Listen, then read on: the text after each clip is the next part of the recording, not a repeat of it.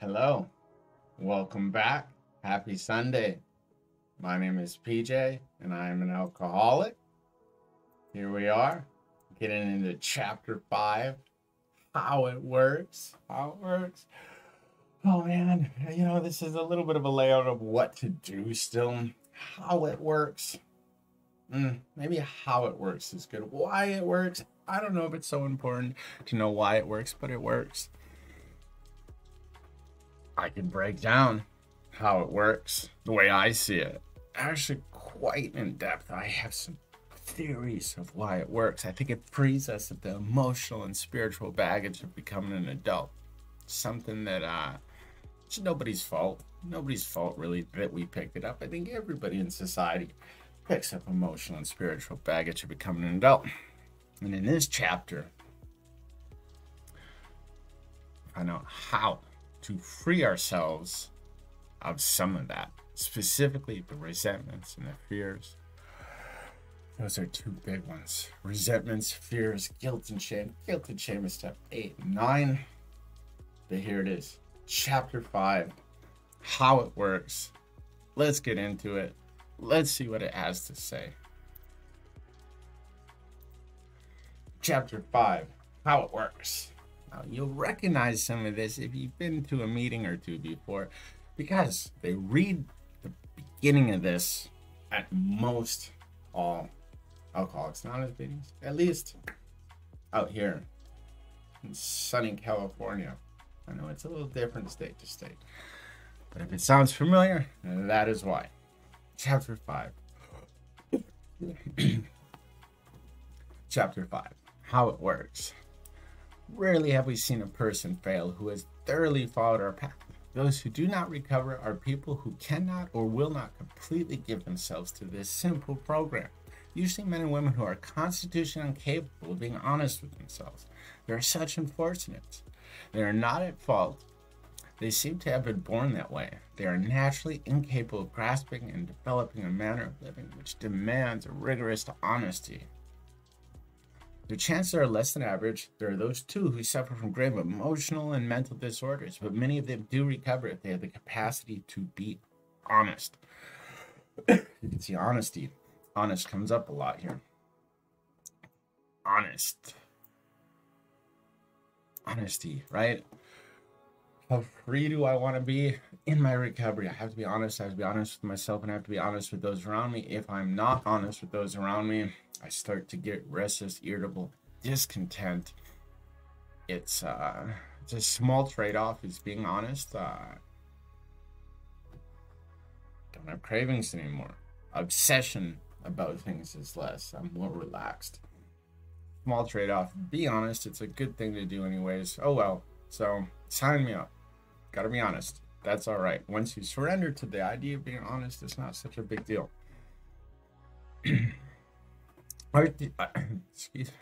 Our stories disclose in a general way what we used to be like, what happened, and what we are like now. Now, this is an important sentence. A lot of people, when they say share what it was like, what happened, and what it's like now. We're not so much about what it's like. We know what it's like. It's miserable. Some of it was fun. Some of it really sucked, right? But our stories in general, our stories disclose in general what we used to be like, what happened, and what we are like now. I used to be restless, irritable, and discontent, and I'm not now. I can tell you what happened, right? But it's more about the way that I was feeling, the way that situations used to baffle me, and what I'm like now, and how I'm able to handle situations that used to baffle me. Getting good at life, right? Get good at life, and life gets fun. Kind of like snowboarding. You ever learn to snowboard? Learning to snowboard sucks. It's difficult. It's not fun. But once you get good at snowboarding is a lot of fun. Same with life. If you decide you want what we have and are willing to go to any length to get it, then you are ready to take certain steps. If you decide, so have you decided you want what people have who are doing the deal? Do you want some happiness and freedom in your life? You decided that and you're willing to go to any length, then let's do it. You're ready to take certain steps. As some of these we balk. We thought we could find an easier, softer way, but we could not. With all earnest at our command, we beg of you to be fearless and thorough from the very start. Some of us have tried to hold on to our old ideas, and the result was nil until we let go absolutely. This is the easier, softer way. It's laid out. Just do the suggestions, do the steps, and you're good, right? Do the steps, help others.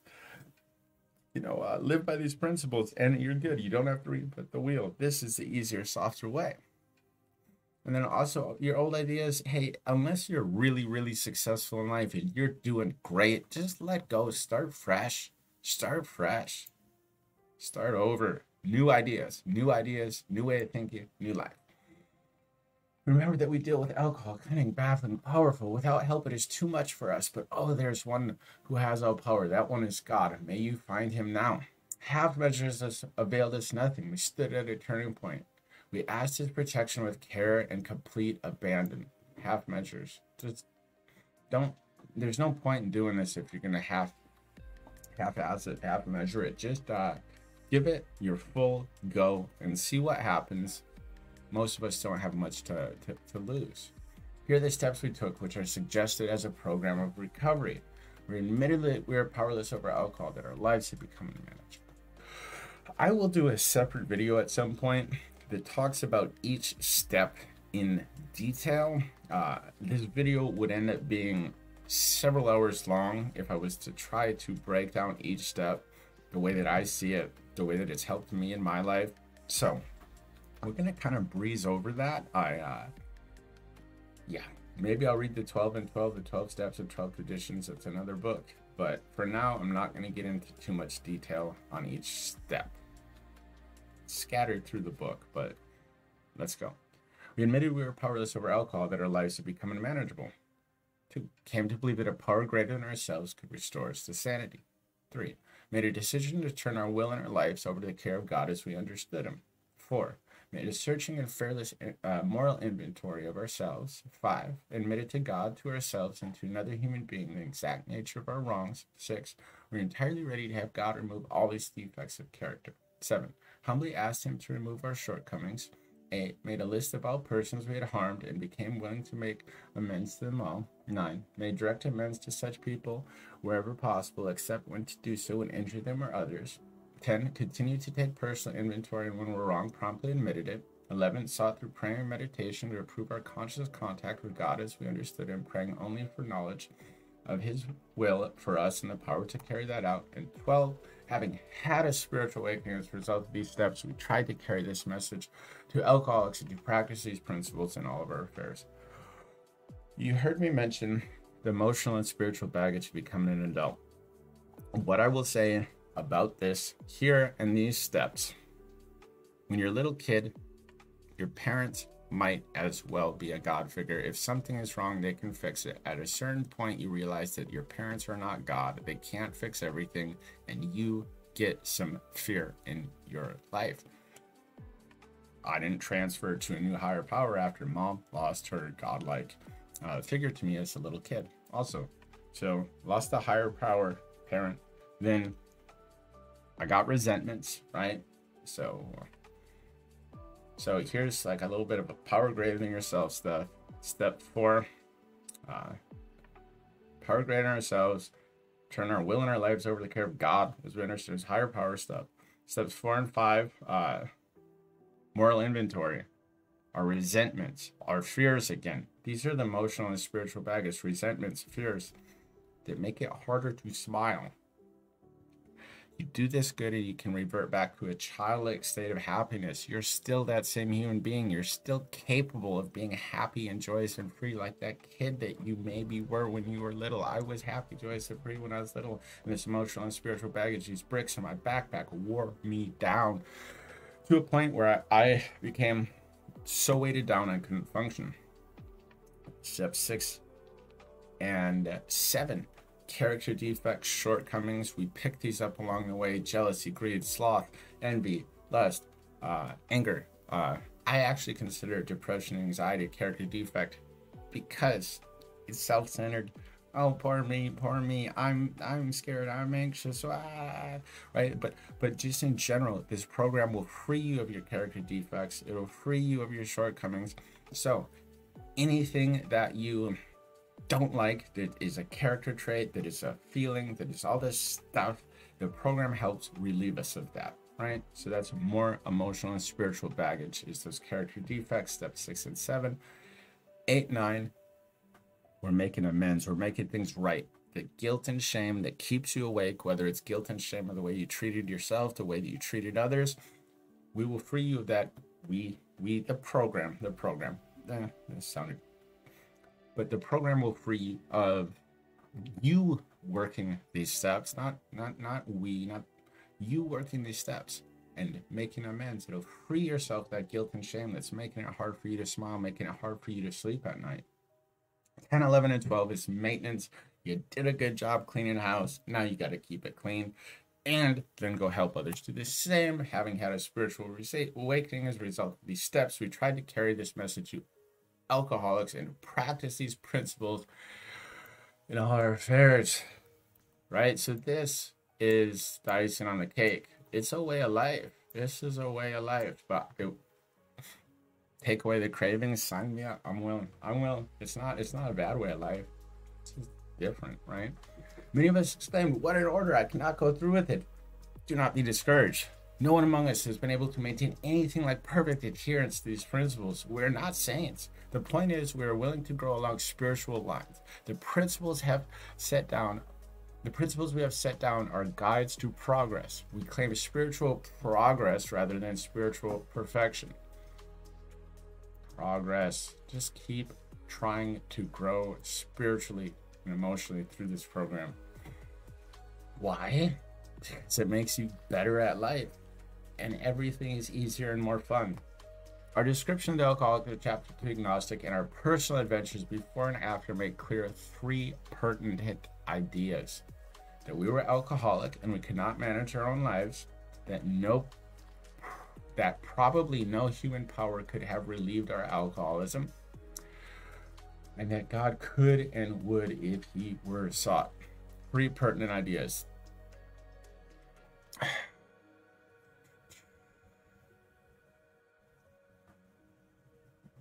That we were alcoholic and cannot manage your own life. It's up to you. Are you alcoholic? Yeah. Can you manage your own life? If the answer is yes and no, then hey, welcome to the club. Probably no human power could relieve our alcoholism. Seems to be true for me. And that God could and would if he were sought. Seems to have worked out for me. Being convinced we are at step 3, which is that we decided to turn our will and life over to the care of God as we understood him. Just what do we mean by that, and what do we do?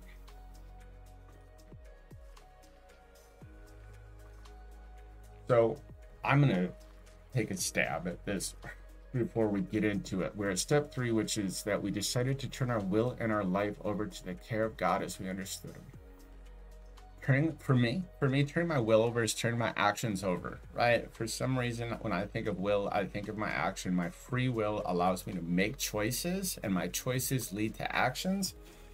I'm no specific denomination of religion, but I wear a "What Would Jesus Do" bracelet, because even though I'm no specific denomination of anything, if I take a look at my day-to-day actions through the lens of like, hey, what would that guy Jesus do here? And that doesn't mean I pull over and empty my wallet for some homeless people. It just means that I do the right thing. Not just on Tuesdays, not just on Sundays, before and after I'm reading this book. I try my best to do the right thing 7 days a week, 365 days a year. Why? Because doing so gives me freedom.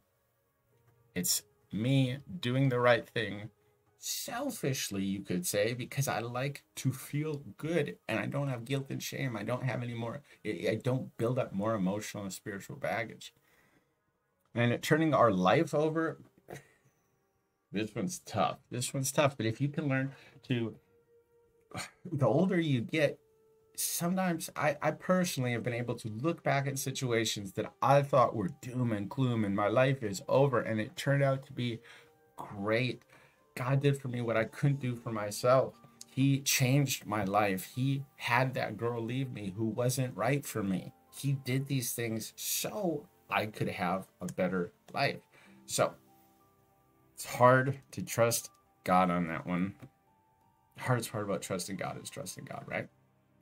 But turning your life over, if you can surrender and say, thy will be done, shrug your shoulders, do the best you can at whatever's in front of you, and just leave the rest up to God, the universe, life gets better. But so let's see what the big book has to say. Let's see what the book has to say about that, right? Let's see. Let's highlight this. Because it says right there, step 3.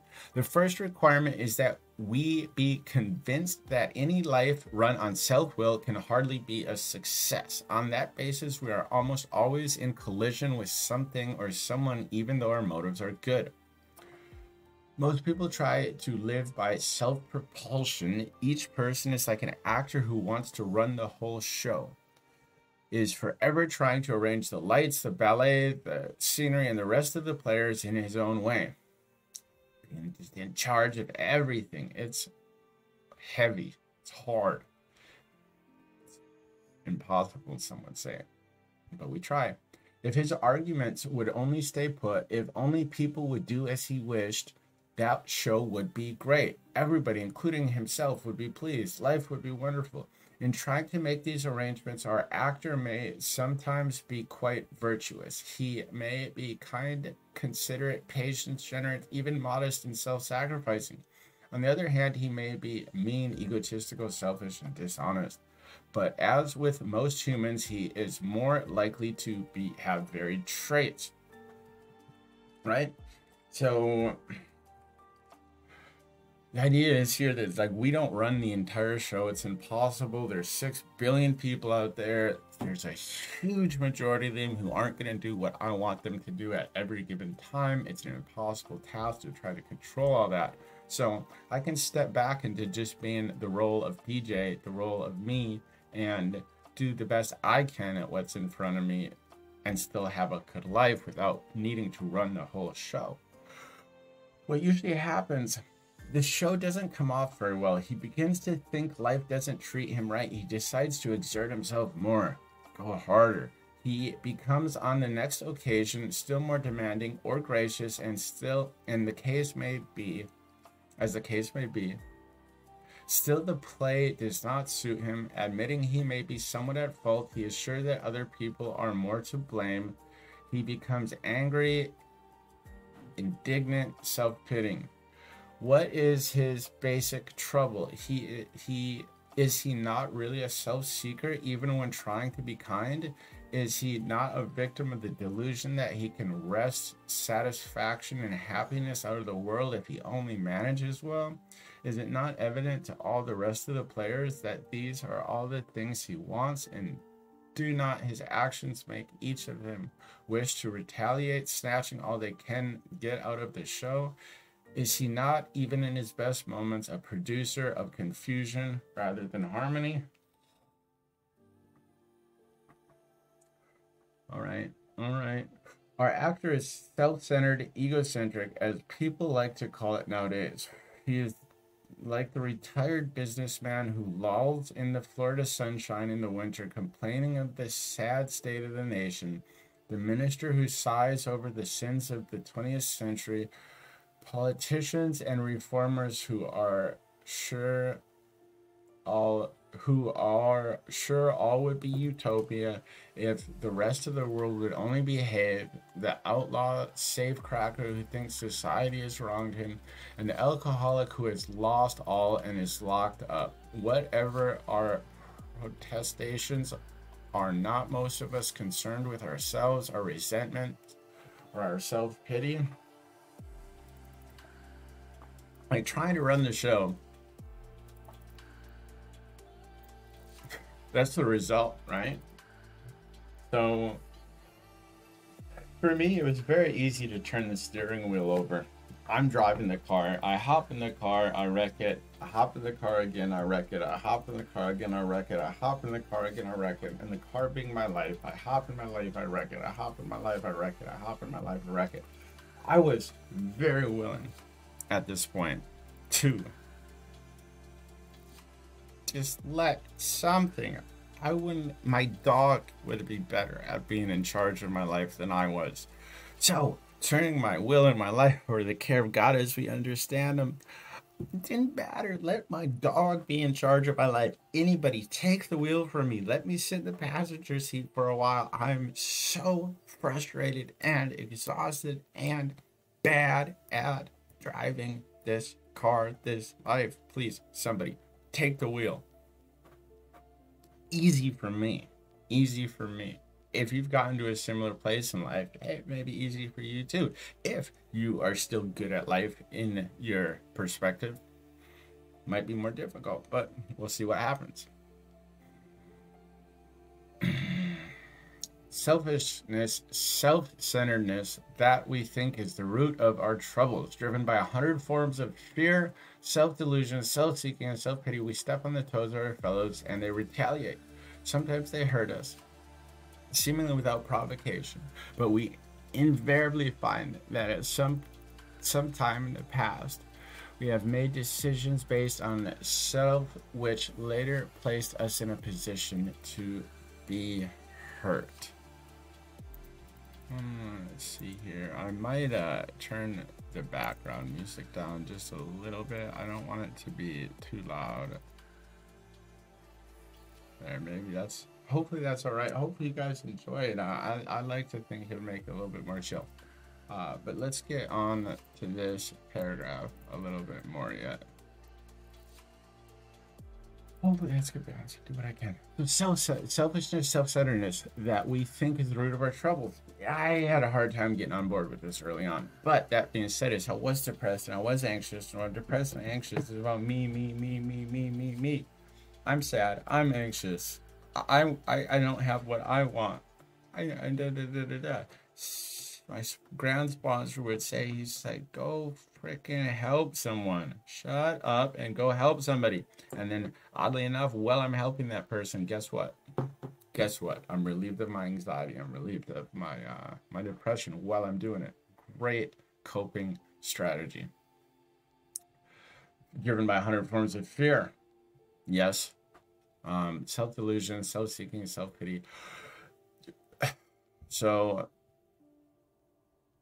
I don't know. This is saying sometimes all these cause us problems. We kind of like step on the people around us because of this, because of all this, right? Rather than helping people around us, we are self, me, poor me, rather than how can I help you? It causes problems with the people around us. It does. So. Right. So our troubles, we think, are basically of our own making. They arise out of ourselves, and the alcoholic is an extreme example of self-will run riot, though he usually doesn't think so. Above everything else, we alcoholics must be rid of this selfishness. We must, or it kills us.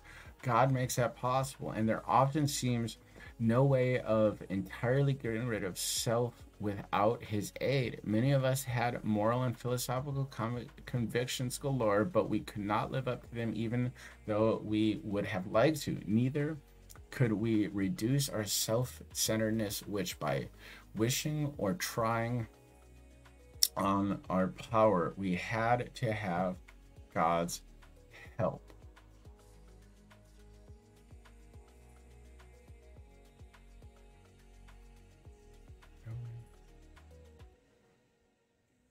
All right, let's keep going.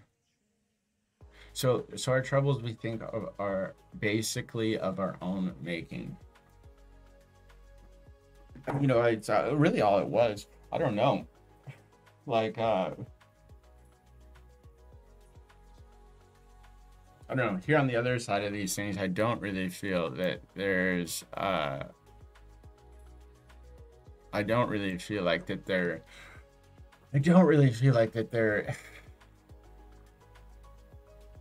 my life wasn't perfect, but my life wasn't bad enough for an excuse for me to hate it so much. But it's so hard to see. It's so hard to see early on. This is how, so we're down here now. This is how and why. This is the how and why of it. This is the how and why of it. All right, this is the how and why of it. Let's hear it. First of all, we had to quit playing God. It didn't work. So had to quit playing God, being in charge of everything, right? It didn't work. It didn't work. Next, we decided that hereafter in this drama of life, the play we talk about, God was going to be our director. God was going to be our director. This is important. Do things as if God was your employer, and everything else will fall in place. I work for God now, so what I'm going to do? God doesn't want me to XYZ, so I'm not going to XYZ. And you don't have to have an idea of God to say God doesn't want me to. You don't even have to believe in God, but if you said God doesn't want me to, and then don't do that, or God wants me to, then do that, right?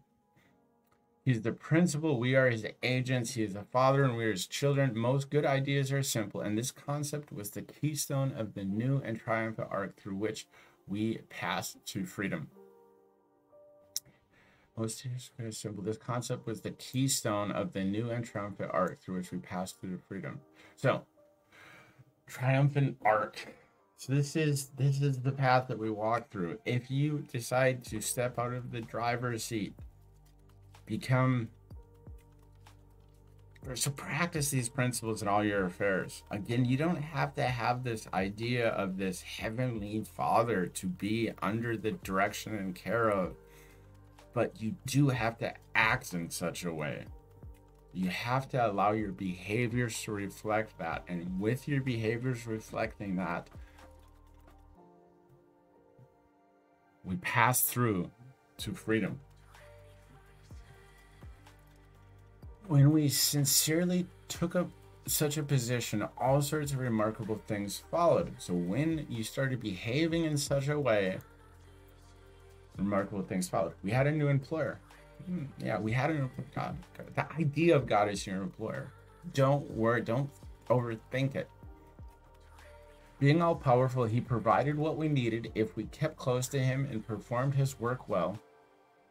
The behaviors established on such a footing, we became less and less interested in ourselves, our little plans and designs.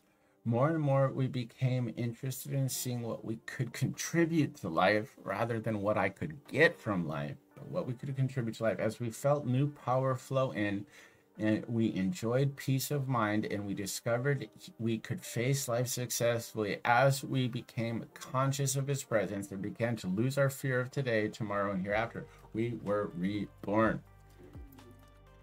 If you're somebody who has moved to different cities before thinking it's going to be better there, you are trying to be reborn. This is the only way I've experienced for a rebirth. I used to think that it was so stupid that they call them birthdays in Alcoholics Anonymous. I'm like, call it an anniversary, call it anything, but a birthday is so dumb. But we're reborn. This is what it feels like. I remember my past, but I'm not like emotionally attached to it in a negative way anymore. Like it's there. It's like a story. It's like story time, a story, and I'm like. I feel like that it's like a reincarnation. So I think birthdays is really cool that they call it a birthday, because if you do this full-heartedly and do a good job with it, it is a rebirth. It's a rebirth into a new you, a new self.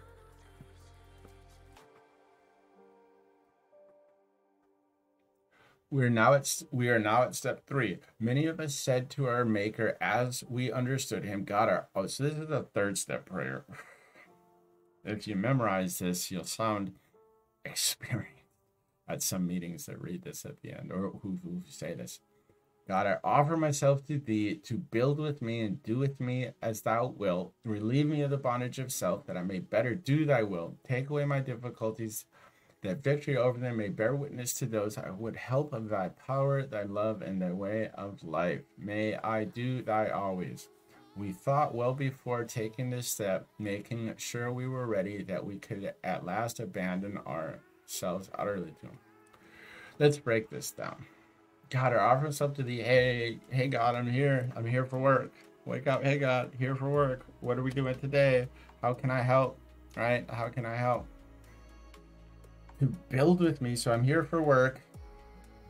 put me to work, to build with me and do with me as I will, put me to work, right? Relieve me of bondage of self, relieve me of my selfishness, and that I may better do thy will, so that I may better do your will, right? So it's like if I'm like all self-centered and like me. So look, I used to wake up in the morning and part of my prayer was like, hey, if I'm feeling depressed and anxious, I'd wake up and I'd say, hey, yo, hey there.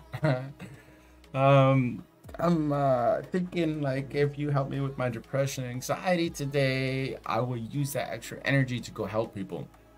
So relieve me of my bondage of self, which is for me, my depression, my anxiety, my me. Because when I'm depressed, I'm anxious, I'm not able to help people because I'm super inward focused. If you relieve me of that, I'll use that extra energy to go help people. That I may better do thy will, go help people, thy will, right? Like if I was depressed and anxious right now in this moment, I would not be fired up having fun doing this, and this might be helping somebody, right? So this is the trade-off, is that like, hey, help me with my difficulties, and that when I and give me victory over them. So and so witness to those I would help. So take away my difficulties, that victory over them may bear witness to those I would help, of thy power, thy love, and the way of life. Basically, this is saying, it's like, hey, help me out, and I'll show other people that you help me out, so we all can live this way. And may I keep doing this, always, one day at a time. We thought well before taking this step, making sure we were ready, that we could at last abandon ourselves utterly to him. So, right, it's like my life used to be really shitty. And I was like, all right, fine, sign me up. Sign me up for Team Alcoholics Anonymous. Sign me up for God as the director of the show. You take this steering wheel. There it is. I'm abandoning my job as the director, and now I have a good life. We found it, all right, why not? So, we found it very desirable to take this spiritual step with an understanding person such as our wife, best friend, or spirit advisor. But it is better to meet God alone than with one who might misunderstand. The wording was, of course, quite optional so long as we expressed the idea, voicing it without reservation. This was only a beginning, though I, if honestly and humbly made an effect, sometimes a greater one, was felt at once. So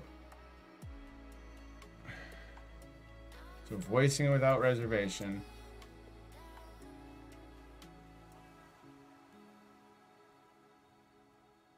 It made an effect. Was felt. So turning your will and your life over. Think, here, God is going to understand, right? This is like one step in this process, and you will likely get some relief having made the decision to turn your will and your life over to care. God is going to understand. So you're making a decision here. Yeah, you're not a professional at it yet, but you made the decision. You're heading in that direction, right? Just because you make a decision to go on vacation doesn't mean you're packing your bags and leaving right now in this moment. So we made the decision. We're headed in that direction. We're planning for it. We're going to practice what we need to practice in order to get over there. You might get some relief from making that decision. Next, we launched out on a course of vigorous action, the first step of which is personal house cleaning. So this course, so I think this is getting to step 4, which is the moral inventory. So action, we're going to do some things. First 3 steps is kind of like admitting, making decisions. So let's see, what is this? What do we got? So house cleaning, which many of us had never attempted. Clean house. That emotional and spiritual baggage is all over. Let's get rid of it. Though our decision was a vital and crucial step, it could have little permanent effect unless it was once followed by strenuous effort to face and be rid of the things in ourselves which had been blocking us, making it hard to smile, making it hard to relax. The emotional and spiritual baggage. Our liquor was but a symptom. So we had to get down to the causes and conditions. The emotional, spiritual baggage. The liquor was medicine for the emotional and spiritual baggage. It allowed me to carry it or seemingly carry it or get relief from it, right? I'm a full believer that adults like to go and kids nowadays like to drink alcohol because it allows to free themselves of the weight of that baggage and start having fun, to relax and to smile and to act childlike. It is that alcohol that reverts us back into that childlike state of happiness until it doesn't, right? But if you look at a bar on a Friday night, it's what it looks like it does. That's why I believe that all people on some levels like to drink alcohol. But for a guy like me, it's not a sustainable path there. It's not a solution. It becomes life-ruining. So through this program, I can relieve the emotional, spiritual baggage to become an adult. And then on the other side of that, I'm happy, joyous, and free, as if I had a few beers, if I had a few drinks in me. I can get that through working this program. Okay, therefore, we're started upon a personal inventory. This was step 4. A business which takes no regular inventory usually goes broke, right? So we will try so hard at things outside of our core to make our lives better, but let's take inventory. Let's improve the core, our core selves. Let's clean our core selves so we have a nice, clean, successful inside so we can do better, easier at that outside stuff. A business which takes no regular inventory usually goes broke. Taking a commercial inventory is a fact-finding and fact-facing process. It is an effort to discover the truth about the stock and trade. One object is to disclose damaged or unsaleable goods, to get rid of them promptly without regret. If the owner of the business is to be successful, he cannot fool himself about values of these things, right? So these bricks in our backpack, the emotional and spiritual baggage, we need to get rid of those bricks promptly and without regret. They're weighting us down. They're making us feel restless, irritable, discontent, unhappy, tight. Yeah. Ugh. We did exactly the same thing with our lives. I want to highlight this.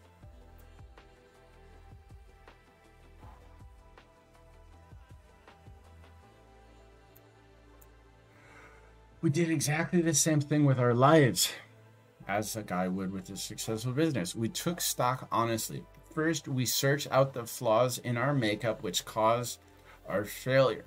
Being convinced that self manifested in various ways was what had defeated us. We considered it common manifestation. This is interesting. They use the word manifestations. So I would like to think that we can manifest things in our lives. And when we have a shitty attitude, when we have fear, when we think everything is doom and gloom, everything is negative, everything sucks, I feel that we manifest more of that garbage in our life. So, something to keep in mind. If manifestation is a real thing, oh boy, if you've got a shitty attitude, that sucks, because you're going to manifest more and more shit in your life. Resentment is the number one offender. Yes, this is emotional and spiritual baggage. You picked up some resentments when you were between the ages of 4, 5, 6, 10, didn't you? You never processed those. Every resentment that you've ever had is a brick in your backpack that you're carrying around with you that is preventing you from being light on your feet, light on your soul. Resentment is the number one offender. It destroys more alcoholics than anything else. From it stem all forms of spiritual disease, making you sick. For we have been not only mentally and physically ill, but we're spiritually sick. When this spiritual malady is overcome, we straighten out mentally and physically. Alcoholism, it's a spiritual malady. In dealing with resentments, we set them on paper. We listed people, institutions, or principles from with whom we were angry. We asked ourselves why we were angry. In most cases, it was found that our self-esteem, our pocketbook, our ambitions, our personal relations, including sex, were hurt or threatened. So we were sore, so we were burned out.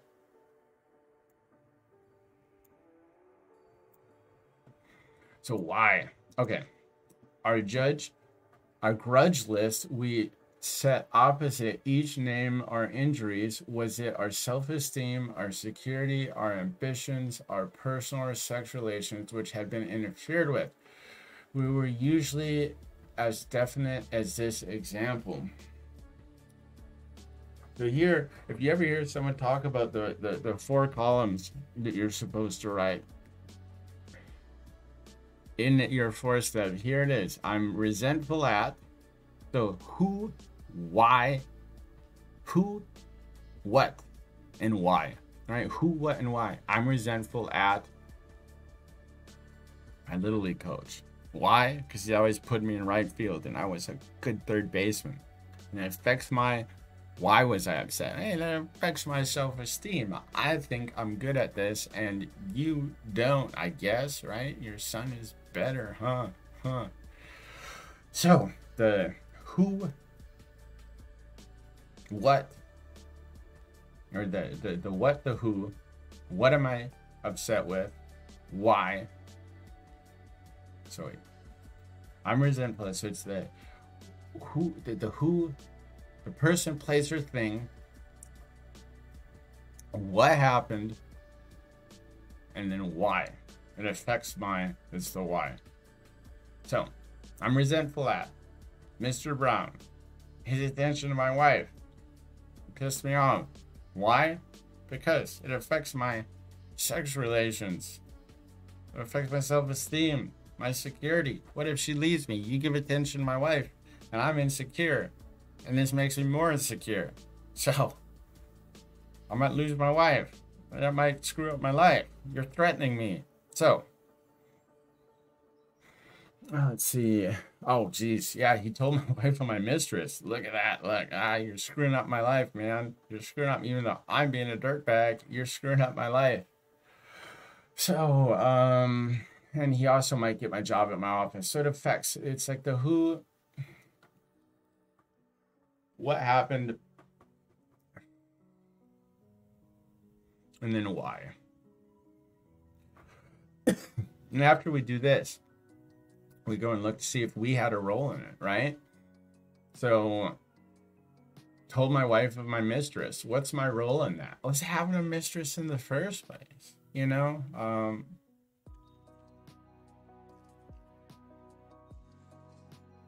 You know, I'm gonna just say this much on resentments, is some of them I have a role. My mom took away the truck I was using when I was 16. This is a real surface level one. Why? Because I was smoking weed. So she was just trying to keep me safe, right? But for me to be resentful at that, what's my role? Is that I'm not living by the rules when she's helping pay for these things. So I have a role. Other things, I feel justified in my resentment. That being said, is I look at all of society as spiritually sick. And we all do things that aren't the right thing. I have some resentments that I hadn't done to other people, but I've done things that other people haven't done. Spend 16 years mad at my dad, right?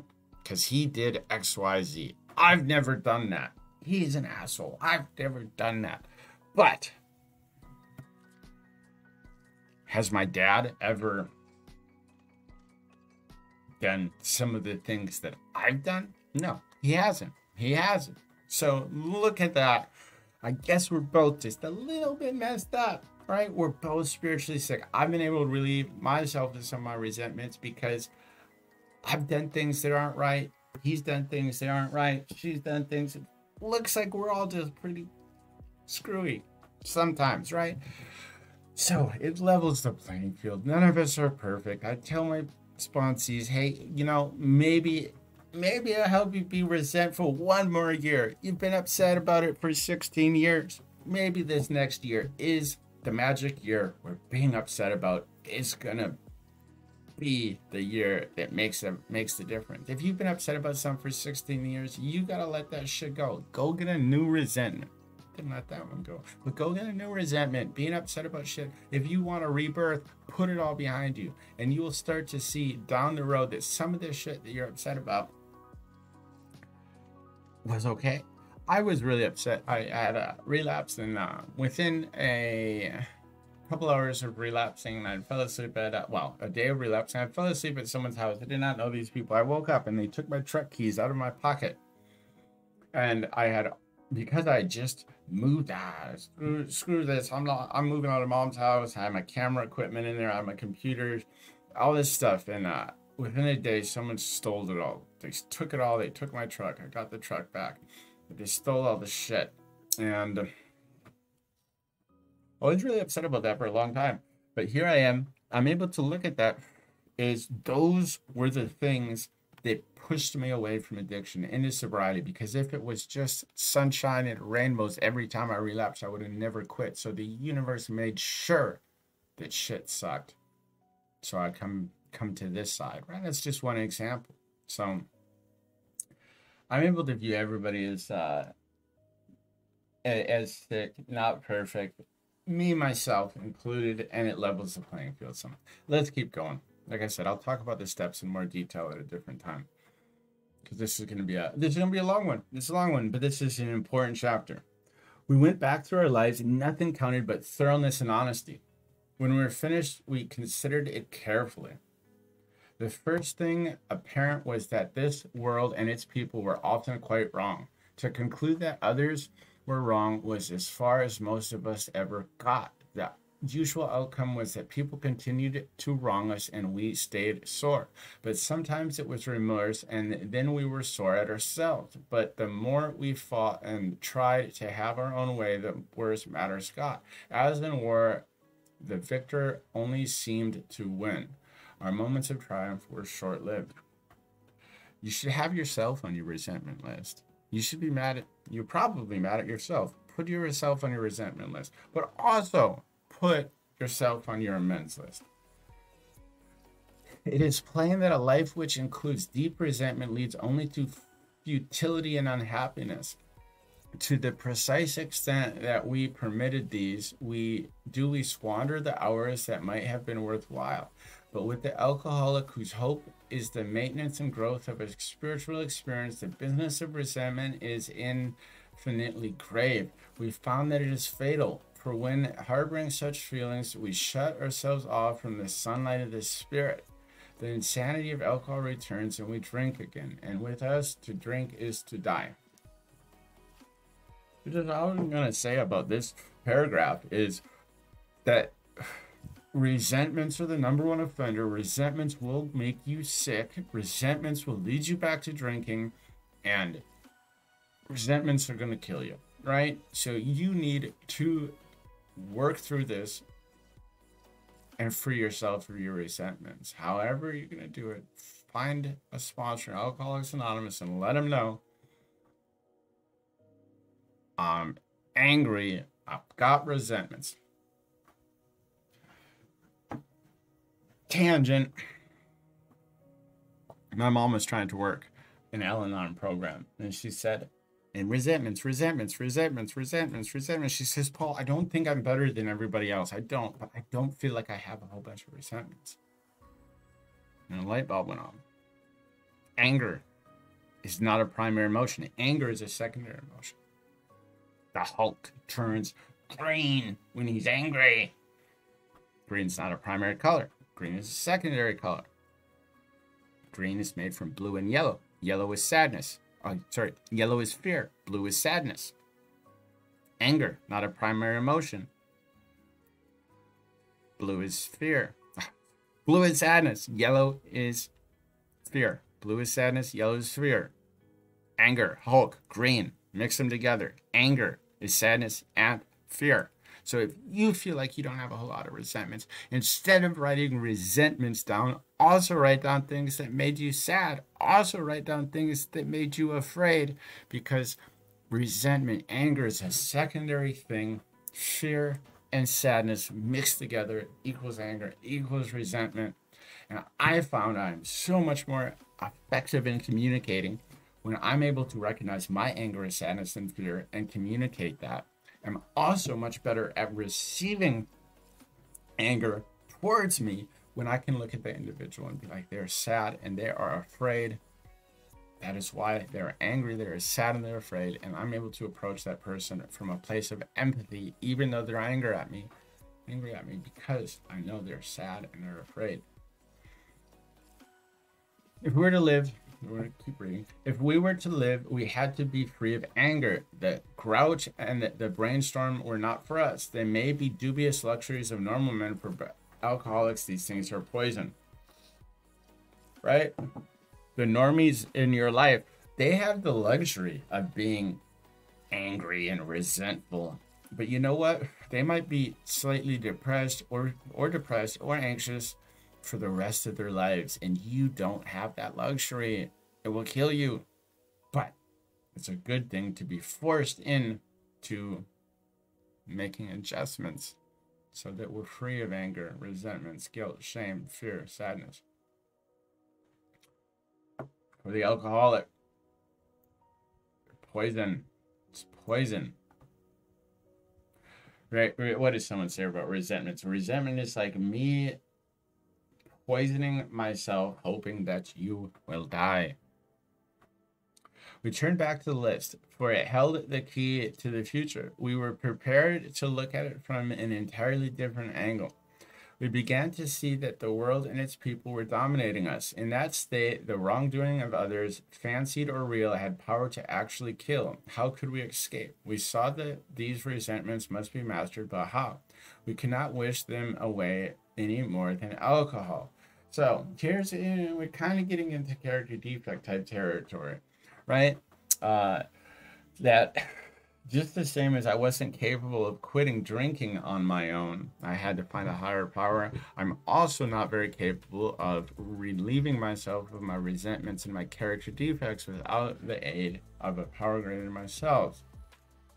This was, of course, we realized that the people who wronged us were perhaps spiritually sick, just like me, but I treat my spiritual sickness with alcohol.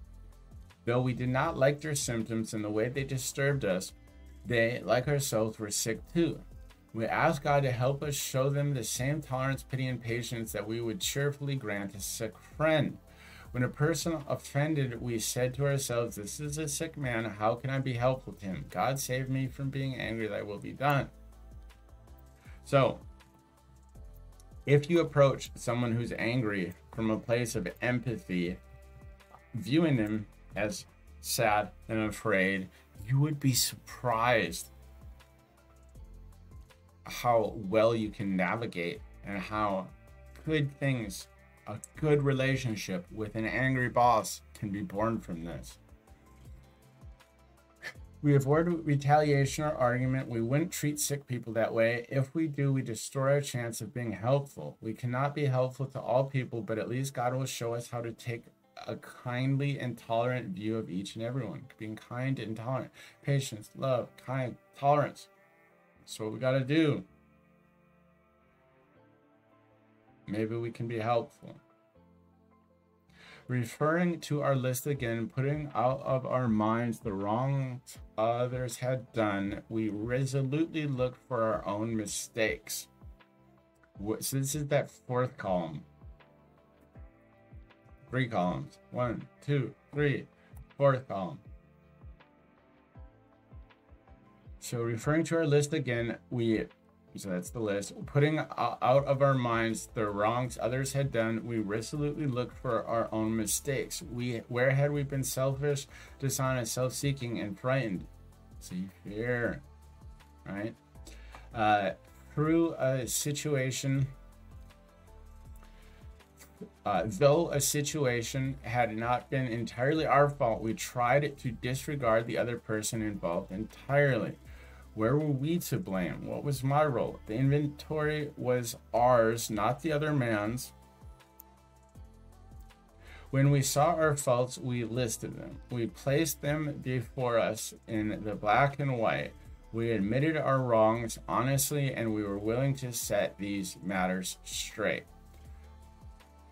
So this is getting into the amends list. Some of this bleeds together, but not all of it. Just because someone's on your resentment list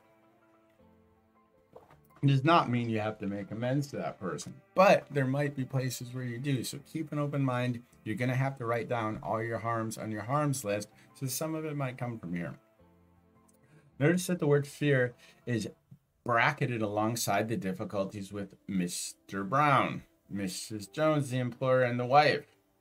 Let's look. Oh, yeah, there it is. Fear, fear, fear, fear, fear.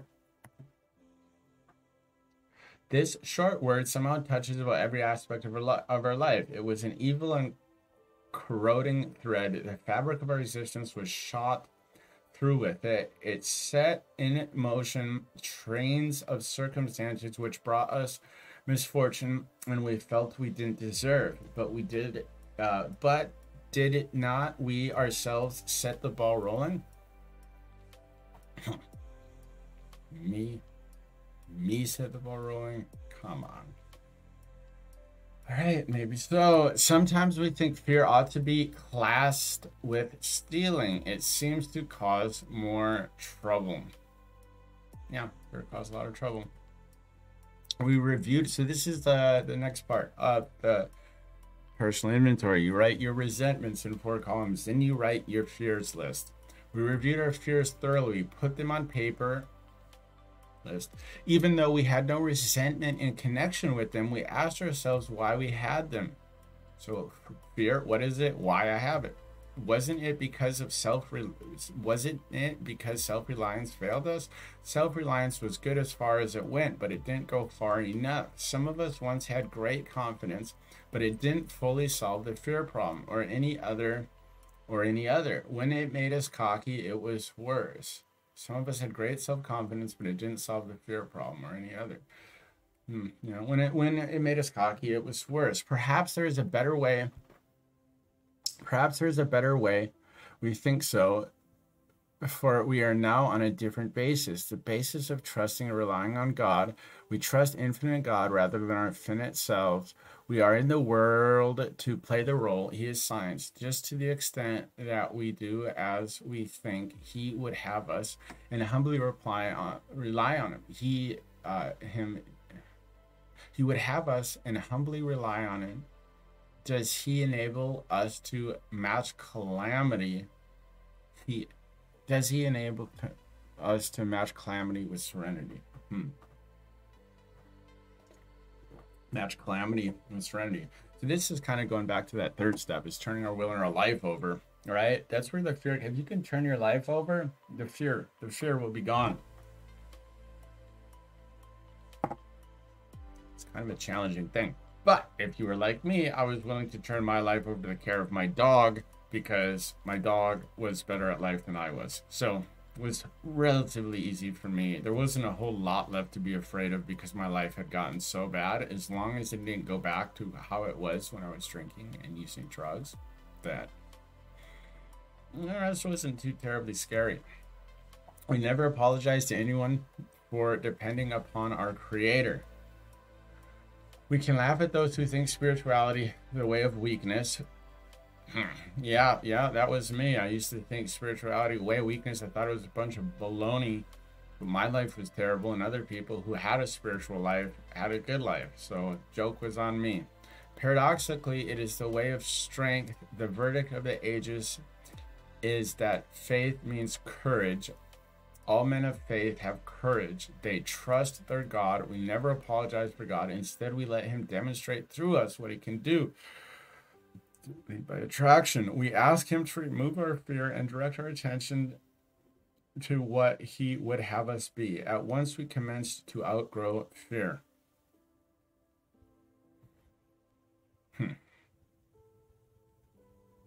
So,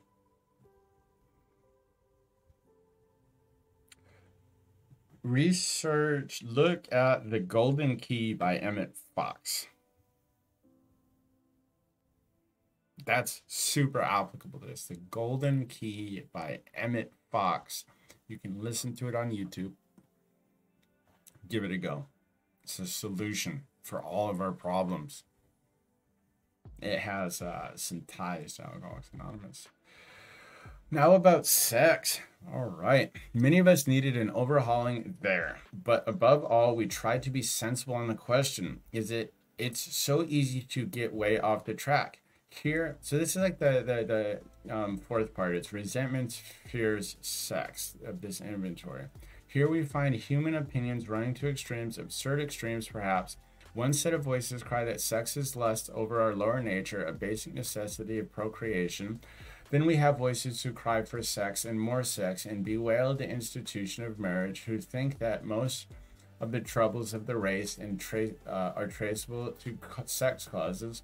They think we do not have enough of it or that it isn't the right kind. They see its significance everywhere. One school would allow man no flavor for his fare, and the other would have us all on a straight pepper diet. Spicy. We want to stay out of this controversy. We do not want to be the arbiter of anyone's sex conduct. We all have sex problems. We'd hardly be human if we didn't. What can we do about them? We review our own conduct over the years past. Where had we been selfish, dishonest, and inconsiderate, and whom did we hurt? So just take a look at your past relationships and write down where did it go? Where had we been selfish, dishonest, and inconsiderate? Whom had we hurt? Write that down. Did we unjustifiably arouse jealousy, suspicion, or bitterness? Where were we at fault? What should we have done instead? We got this all down on paper and looked at it. The idea here is you identify your flaws in your past relationships, your shortcomings in your past relationships, and you don't do it anymore. But practice these principles in all your affairs, including your relationships, importantly in your relationships, and things should be okay going forward if you practice the principles in all your affairs, including your relationships. In this way, we try to shape a sane and sound ideal for our future sex life. We subjected each relation to this test. Was it selfish or not? We asked God to mold our ideas and help us to live up to them. We remember always that our sex powers were God-given and therefore good, neither to be used lightly or selfishly, nor to be despised or loathed. Whatever our ideal turns out to be, we must be willing to grow toward it. We must be willing to make amends where we had done harm, provided that we do not bring about still more harm in doing so. In other words, we treat sex as we would any other problem. In meditation, we ask God what we should do about each specific matter. The right answer will come if we want it. Get some guidance from Alcoholics Anonymous, Some of this, just leave the person alone. If you were a dirtbag in the past and that person is happily ever after with someone else who is not you, there's no sense in bulldozing into their life, trying to be like, oh, I'm sorry, I was so mean. Just leave them alone, right? Get some guidance from a sponsor and start practicing these principles in all your affairs, including your future relationships, right? Yeah. So in this way, we tried to shape a sane and sound ideal for a future relationship, right? So practice these principles in all your affairs. Your relationships count, and we shape how I'm going to be in my future relations. So it's in meditation. We asked God what we should do about each specific matter. The right answer will come if we want it. So praying is kind of like talking, asking. Meditation is like listening, right? The right answer will come. Meditate on it. Do the house cleaning. Work your steps. Clean house. And then once you are free of all that emotional and spiritual baggage, you can meditate on things and the right answer will come because your house is clean. God alone can judge our sex situation. Counsel with persons is often desirable, but we let God be the final judge. We realize that some people are as fanatical about sex as others are loose. We avoid hysterical thinking or advice. Suppose we fall short of the chosen ideal and stumble. Does this mean we're going to get drunk? Some people tell us so, but this is only half truth. It depends on us and our motives. If we are sorry for what we have done and have the honest desire to let God take us to better things, we believe we'll be forgiven and have learned our lesson. If we are not sorry and our conduct continues to harm others, we are quite sure to drink. We are not theorizing. These are facts of our experience. This word, I do not like the word sorry. I think it is overused. But let's say this. An apology, a sorry without change in behavior is just manipulation. So if you're not going to change your behavior and our conduct continues to harm others, you're not sorry. You're just trying to manipulate others. I will say sorry if I'm not sorry because I'm inconvenienced that you're upset with me.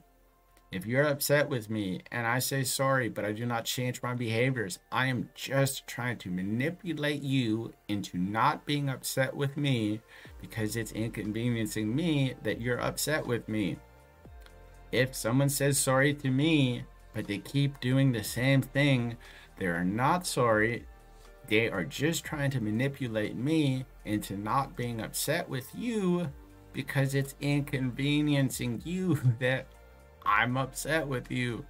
So be very careful. Sorry without a change in behavior is just manipulation and it's garbage. To sum up about sex, we earnestly pray for the right ideal, for guidance in each questionable situation, for sanity, and for the strength to do the right thing. If sex is very troublesome, we throw ourselves the harder into helping others. We think of their needs and work for them. This takes us out of ourselves. Helping others takes us out of ourselves. It quiets the imperious urge when to yield would mean heartache. If sex is very troublesome, go throw it in a character defect. Lust, and work on it as you would your other character defects. If we have been thorough about our personal inventory, we have written it down a lot. We have listened and analyzed our resentments. We have begun to comprehend their futility and their fatality. We have commenced to see the terrible destructiveness. We have begun to learn tolerance, patience, and goodwill toward men, even our enemies, and we look on them as sick people. We have listened to the people we have hurt by our conduct, and we are willing to straighten out the past if we can. So, this is getting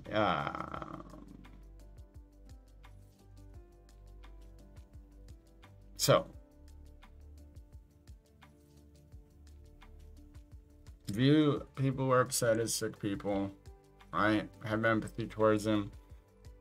So the people we have hurt, we have listed the people we have hurt by our conduct and are willing to straighten out the past if we can. So we became willing to make amends. This is getting into the step 8 is, we write our harms down and became willing to make amends, willing to make things right. In this book, you read again and again that faith did for us what we could not do for ourselves.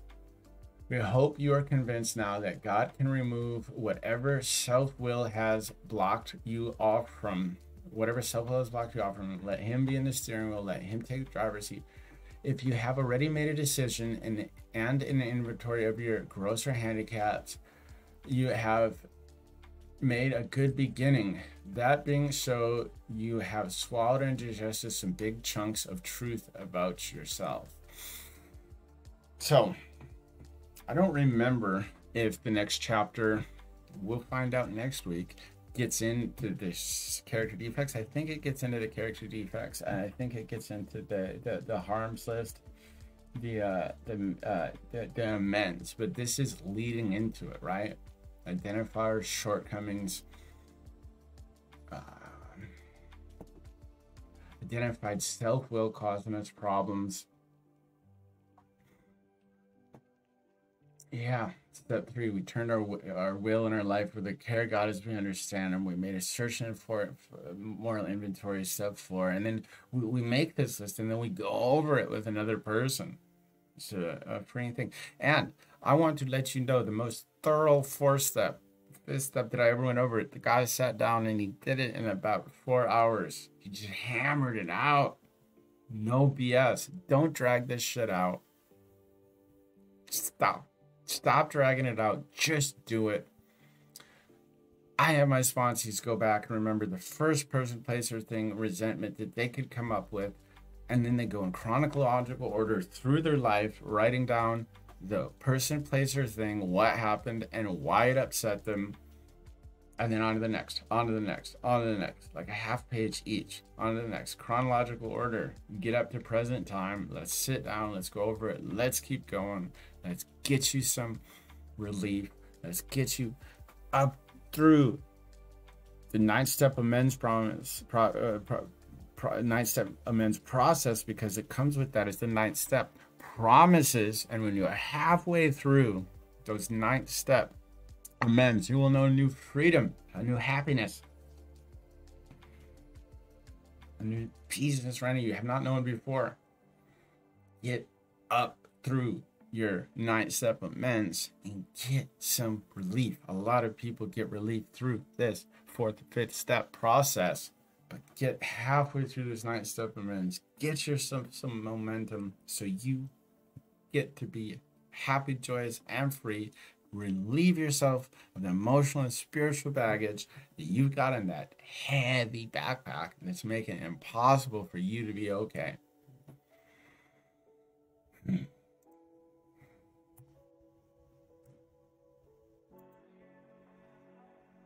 So, how it works. That is the way that I see it. Thank you for joining me. I hope you enjoyed. I hope you're having a good Sunday. It's Sunday for me. Chances of you listening to this on Sunday probably pretty rare. Hope you're having a good day. Until next week. See ya. Bye.